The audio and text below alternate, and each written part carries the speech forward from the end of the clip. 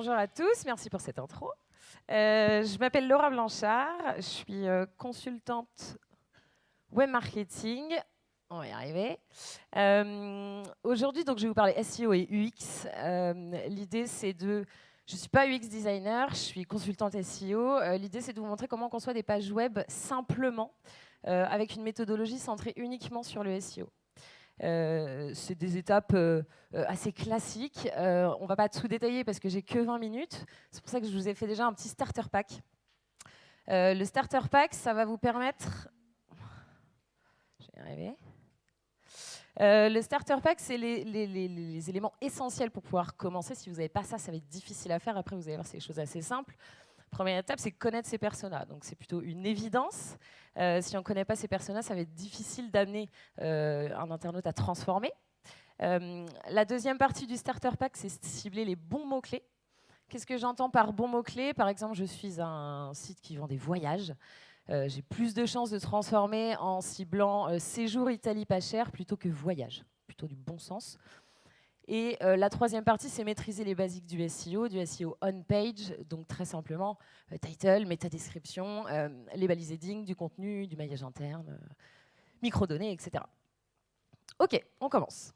Donc cette méthodologie est en 4 étapes, très simple. Première étape, ce que j'appelle les questions, derrière l'intention de recherche. Qu'est-ce que j'entends par les questions derrière l'intention de recherche? Je cible un mot-clé, donc là je vais vous faire un exemple avec maquillage bio, mais si vous avez un mot-clé en tête, vous pouvez faire l'exercice en même temps que moi. Quand je recherche maquillage bio, moi je perçois, en tant que consultant SEO, 2 intentions de recherche. Soit la personne veut acheter du maquillage, soit la personne veut comprendre ce qu'est du maquillage bio, parce que ce n'est pas encore très démocratisé.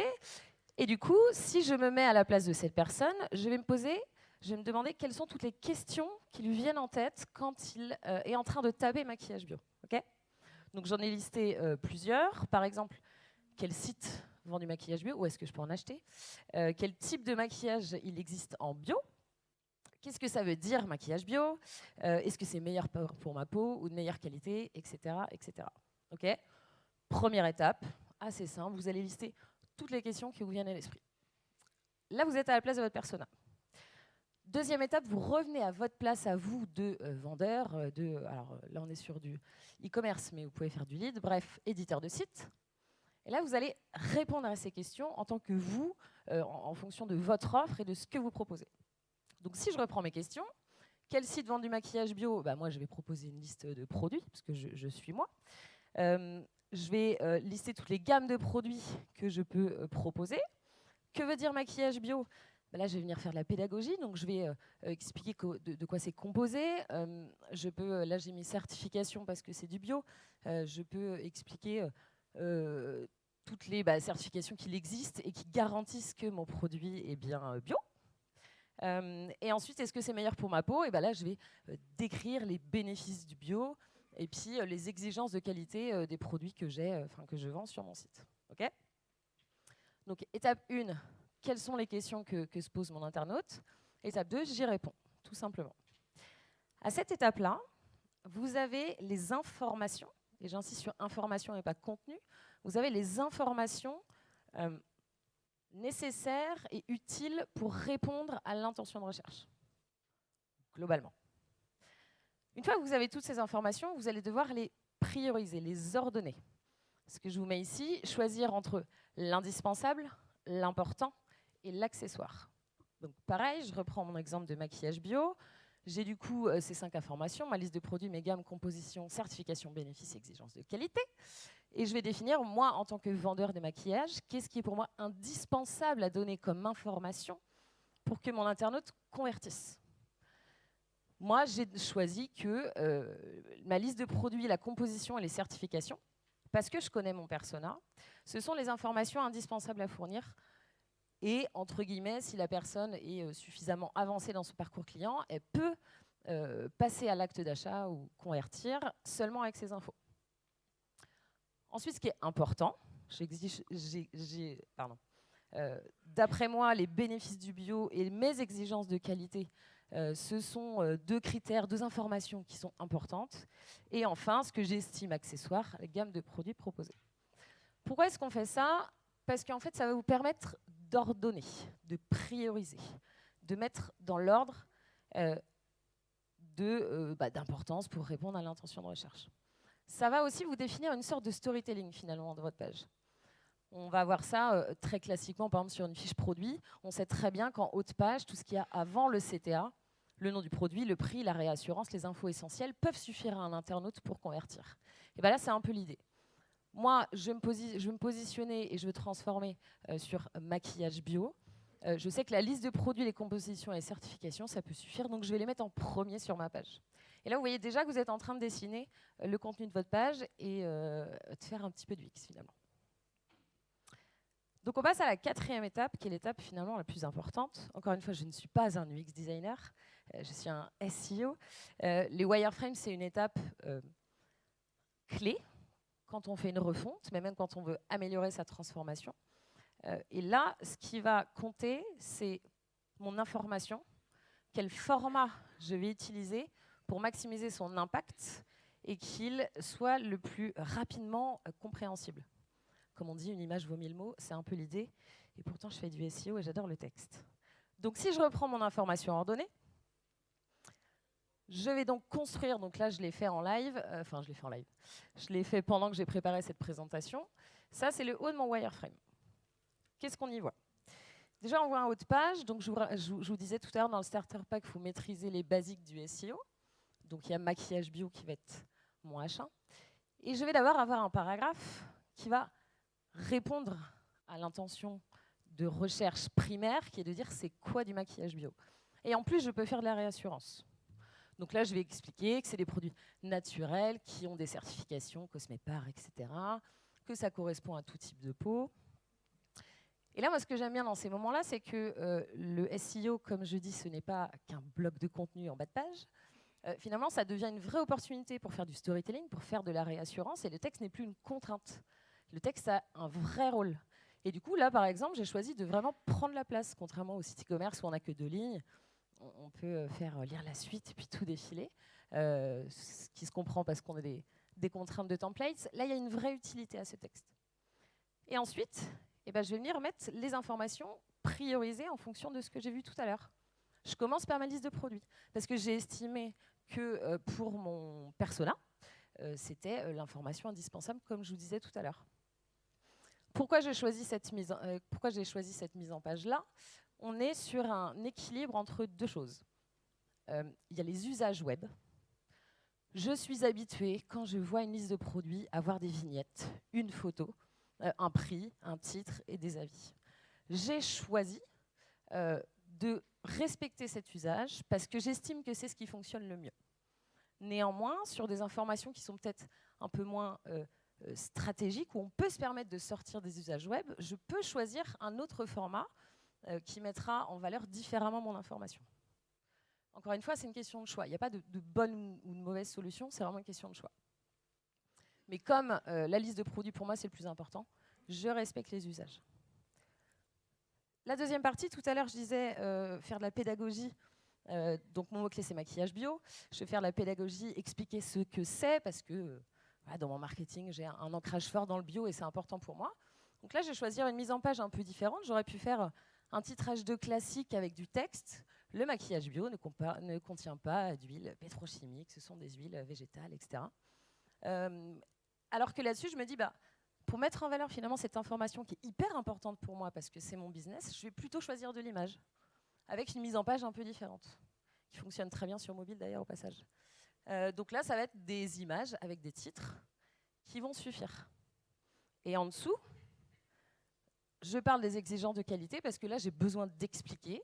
Donc j'ai plutôt choisi de mettre en valeur l'information avec du texte parce que j'estime que si c'est important pour mon persona, c'est quelqu'un qui va prendre le temps de lire. Donc cette information-là, je vais la mettre sous forme de texte. Donc finalement, ce que vous voyez, c'est que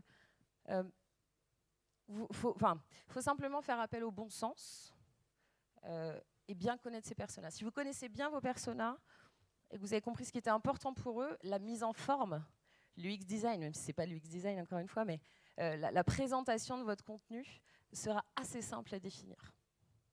Si je continue dans ma page, j'ai mes certifications. où là, il n'y a pas grand-chose à dire, c'est plutôt des logos qu'il faut présenter, parce que je parlais des usages tout à l'heure, les logos dans le bio, c'est un repère visuel. Donc là, j'ai choisi du visuel. Ensuite, je voulais parler des gammes de produits que je présente. Donc là, je vais plutôt faire une liste. Et en plus, comme je disais tout à l'heure, il faut avoir en tête les exigences du SEO, les basiques. Ici, je fais mon maillage interne vers mes catégories, par exemple. Et puis, je vais finir en bas par les bénéfices du bio, où là, je vais prendre un peu plus le temps. Pourquoi je vais prendre un peu plus de temps? Parce que je suis en bas de page. Si la personne a besoin de descendre jusque-là, c'est que je ne l'ai pas encore convaincu. Si je ne l'ai pas encore convaincu, c'est que je dois faire plus de pédagogie. Donc là, je prends le temps de rédiger du texte. Et si je reviens un petit peu en arrière, vous voyez ici, tout en bas, découvrez tous nos cosmétiques bio. Ça, c'est mon CTA. Alors, mon appel à l'action, ce n'est pas seulement ce CTA, c'est la liste des produits. Mais c'est aussi important de s'imaginer dans ce storytelling que je vais dessiner, à quel moment j'estime que là, je peux l'amener vers la conversion. Je pense que là, quelqu'un qui est averti, qui connaît le maquillage bio, je peux l'emmener à convertir, je peux le pousser à l'achat dès le début de la page. Alors que, comme je vous disais, quelqu'un qui a besoin d'être un peu plus convaincu, il va aller jusqu'en bas de la page. J'aurais pu d'ailleurs terminer la page en remettant un appel à l'action. Okay. Ce type de page, c'est ce que moi j'aime bien appeler des pages hybrides. En fait, on est sur des pages mi-transactionnelles, mi-éditoriales. Et ça s'y prête énormément, et vous allez le voir à la fin, quand on a des requêtes où l'intention de recherche elle est floue, où elle est multiple, et vous le voyez dans les pages de résultats de recherche. Si vous cherchez maquillage bio, les 4-5 premiers résultats, c'est des pages catégories de site e-commerce. Et derrière, c'est des guides, c'est de l'éditorial. On va avoir des sites comme Femme Actuelle qui vont se positionner avec un article, attention, au maquillage, choisissez les maquillages bio, etc. Donc c'est des pages qui vont se prêter à un besoin à la fois de pédagogie, on va dire, et de transaction. Alors la question de base et le pourquoi je vous parle de ça aujourd'hui, c'est est-ce que ça rank et ça transforme. Moi, mon objectif, quand je crée ce type de page, c'est évidemment d'être bien positionné, mais surtout de pousser à la conversion. Ce qui se passe sur cette page-là, j'ai compté, j'ai 518 mots.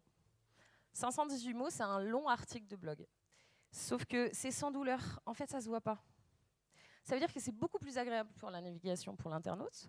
Et moi, en tant que SEO, j'ai la quantité de mots, on va dire, suffisant pour développer un champ lexical et développer une sémantique. Et c'est complètement sans douleur. Parce que ça ne se voit pas et c'est fluide. On avance un peu.